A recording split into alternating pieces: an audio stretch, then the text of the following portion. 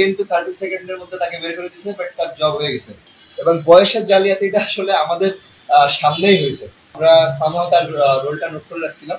এখন আমাদের কিছু দাবি ছিল, সেটার মধ্যে হচ্ছে যে মৌখিক পরীক্ষাটা আসলে খুবই দায়সারা হয়েছে। যেমন যদি বলেন যে ম্যাক্স 1 থেকে 2 মিনিট বা 2.5 মিনিটের ভাইবা হয়েছে, যেটা আসলে এই কেবিন ক্রু প্রফেশনে আপনি 1-2 মিনিটের জাজমেন্টে আসতে পারেন। যেটা হয় যে মৌখিক পরীক্ষা আপনার লিখিত বা রিটেন যেটা বলি, সেটা হয়ে যাওয়া মানে আপনার মেধা যাচাই শেষ। তো এখন আপনি দেখবেন আসলে আমার গ্রুমিং ঠিক আছে কিনা, আমি দেখতে ঠিকঠাক কিনা, আমার কাস্টমার সার্ভিস বা কমিউনিকেশন স্কিল ঠিক আছে কিনা। তো আমার কাছে মনে হচ্ছে যে 1.5 মিনিটের ভাইবাই বা 30 সেকেন্ডের ভাইবাই এটা কখনো জাজমেন্ট হয়নি। আর সেকেন্ড যেটা ছিল যে বিপুল পরিমাণ মানে অর্থের একটা আর্থিক লেনদেনের প্রমাণ বা প্রুফ কিছু টেক্সট আমাদের কাছে আছে, যেটা আমরা আপনাদেরকে দিব। এবং আমরা আসলে বলতেছি না যে এটা সবাই করছে, তো এটার আসলে একটা সুষ্ঠু তদন্ত আমরা চাচ্ছি। এবং বয়সের জালিয়াতিটা আসলে আমাদের সামনেই হয়েছে। ওয়েডিং রুমে আমরা বসা, আমাদের সামনে একজনের পেপারসে সে ধরা পড়ছে। তো আমরা সামহাও তার রোলটা নোট করে রাখছিলাম, যে দেখি আসলে তার রোলটা আসে কিনা। তো ফরচুনেটলি বা আনফরচুনেটলি আসলে তার রোলটাও চূড়ান্ত রেজাল্টে আসছে। এবং এমনও কিছু রোল আছে যেখানে হচ্ছে যে কোনো কোশ্চেন না করেই উইথিন 10 to 30 সেকেন্ডের মধ্যে তাকে বের করে দিয়েছে, বাট তার জব হয়ে গেছে।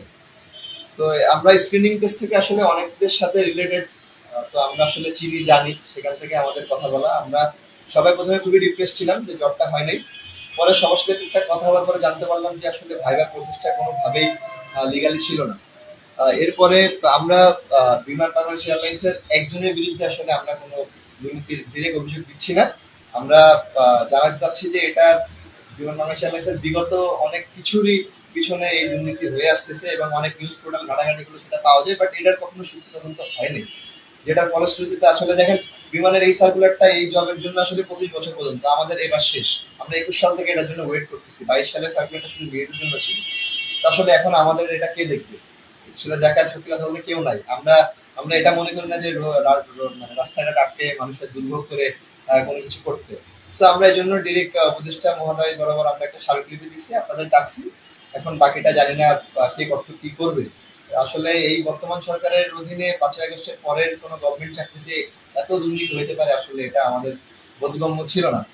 অ্যান্ড এটা আমাদের জন্য আসলে খুবই দুঃখজনক ছিল। স্পেশালি এই টাকার জালিয়াতির ব্যাপারটা মানে কবে বন্ধ হবে এটা আমরা জানি না। এটার জন্য আসলে আমরা খুবই আপসেট বলতে পারেন। আমরা যদি ভাইবা থেকে বাদ পড়তেই পারি, চাকরির একটা জায়গা থেকে বাদ পড়তে পারি, এটা নিয়ে আমাদের কখনোই কোনো আফসোস নাই বা কাজ করবে না। স্বাভাবিক নিয়মে আগাবো।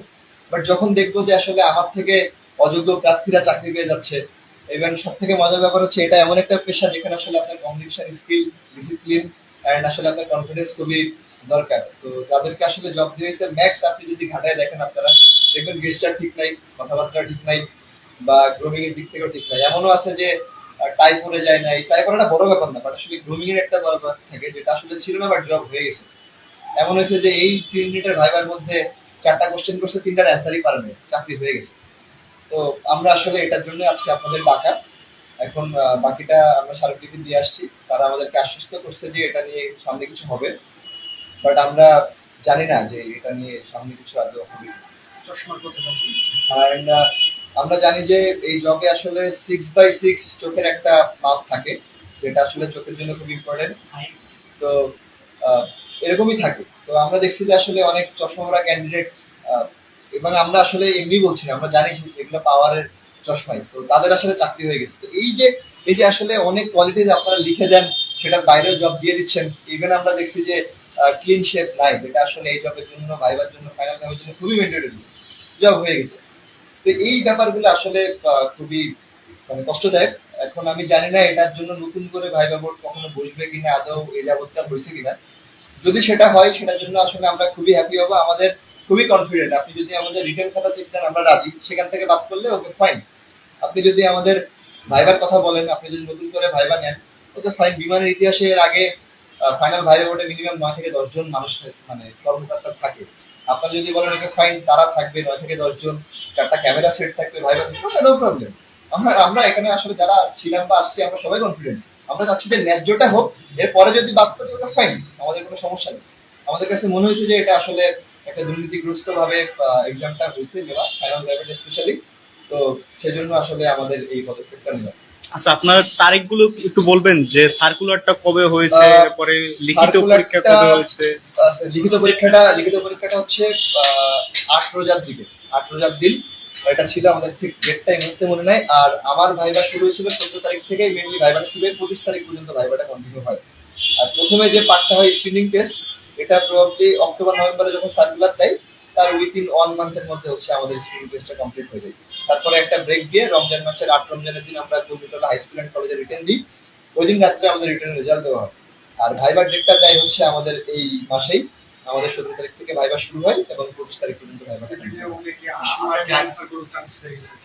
আপনারা যাদের নামে অভিযোগ আনছেন তাদের কোনো নাম প্রকাশ করবেন কিনা, যাদের নামে?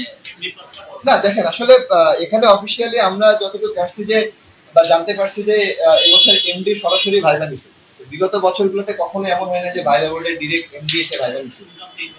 2-3 জন ভাইবা নিয়ে চলে গেছে এবং ভাইবা গুলো দেখে মনে হচ্ছে যে তারা খুবই কেয়ারলেস, জাজ করতে চাচ্ছে না কে কেমন। তো আমার কাছে মনে হচ্ছে যে এটা একটা পুরো সিস্টেমের মধ্যে এনে, পুরো একটা আয়তায় এনে ব্যাপারটাকে ওইটাই মানে আসলে আমাদের কাছে মনে হচ্ছে যে কেউ ফোন চালাচ্ছে। দেখেন আসলে আমরা টোটালি যে প্রুফ আমাদের কাছে যতটুকু পরিমাণ আছে, কেউ তার আসলে বলবে না যে কোনো কোম্পানির এমডি ডিরেক্ট জড়িত। তবে আসলে এটা একটা প্রসেসের মাধ্যমে সিস্টেমের অনেকেই জড়িত। তো আমরা চাবো যে এই বলাকার ভবনের যেন এটার একটা সুষ্ঠু তদন্ত হয়, যেন এটার একটা বিচার আমরা পাই। আমাদের যদি বলে যে হ্যাঁ রিটেন থেকে আপনারা বাদ করছেন, আপনাদের সামনে রিটেনের মার্কস প্রকাশ করা হলো, ওকে ফাইন। আপনাদের যদি বলা হয় যে আপনারা, অনেকে বলছে যে ভাই মার্ক সিস্টেম নেই, আসলে ভাই যদি মার্ক সিস্টেম না থাকে তাহলে ভাই কেন? তো এই জায়গাগুলো যদি আসলে আমাদের জন্য ক্লিয়ার হয়, আমাদের জন্য আসলে 5ই আগস্টের পরে আসলে আমরা যারা এইসব গভর্নমেন্ট জবের জন্য পরীক্ষা দিচ্ছি, আমাদের কাছে এগুলো উন্মুক্ত হইলে তাহলে আমাদের জন্য আসলে খুবই সামনের জন্য কনফিডেন্স পাবো আমরা বিভিন্ন জায়গায় অ্যাপ্লাই করার। এটাই আসলে আমাদের আচ্ছা, আপনাদের অভিযোগের মূল আঙ্গুলটা হচ্ছে এমডির বিরুদ্ধে, এখানে কি সরকার পক্ষের কেউ জড়িত আছে কিনা? দেখেন, এটা একটি স্বায়ত্তশাসিত প্রতিষ্ঠান, ডিরেক্টলি আসলে এখন দেশে নির্বাচিত কোনো গভর্নমেন্ট নাই। তো আমরা আসলে ওভাবে সত্যি কথা বলতে আঙ্গুল তুলে বলতে পারছি না যে কেউ জড়িত। তবে আমরা বললাম না যে আমাদের আসলে ওরকম ইন্টেনশন নাই যে আমরা রাস্তা ব্লক করব, আমরা ভাঙচুর করব, আমরা এটা করবো এটা করবো। এটা একটা খুবই ডিসিপ্লিন জব। আমরা খুবই অ্যাপ্রোচাইজ ভাবে উপদেষ্টা বরাবর, মহামান্য উপদেষ্টা বরাবর আমরা একটা স্মারকলিপি দিছি এবং প্রসেসের মাধ্যমে আমরা একটা মিডিয়ার মাধ্যমে এটা জানালাম।